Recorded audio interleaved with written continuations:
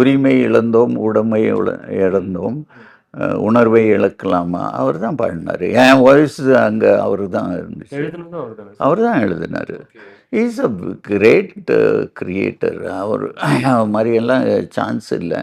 C, கிரியேஷனுக்கும் and the financial இது மேனேஜ்மெண்ட்டுக்கும் there is very closely connected. நம்மளால் என்ன முடியுமோ அதை தான் செய்யணும். அந்த அண்டர்ஸ்டாண்டிங்கு இன்னைக்கு சினிமாலேயும் அப்போவும் இல்லாமல் இருந்துச்சு, இப்போவும் இல்லாமல் இருக்குது. அது இருந்துச்சுன்னா போதும். இதுக்கு இவ்வளோ தான் பட்ஜெட். இப்போ நம்ம எங்கே இந்த இந்த படம் எந்த ஏரியாவுக்கு பண்ணிகிட்டு இருக்கோம்? தமிழ்நாட்டுக்கு தானே. ஸோ தமிழ்நாட்டுக்குன்னு ஒரு ஒரு லிமிட் ஆஃப் ஃபைனான்ஷியல் டிசிப்ளின் இருக்குது, ஃபைனான்ஷியல் கெப்பாசிட்டி இருக்குது. அதுக்கு தான் நம்ம பாடுபடணும். நம்ம இன்டர்நேஷ்னல் ஸ்டாண்டர்டுக்கு பண்ண முடியாதுல்ல.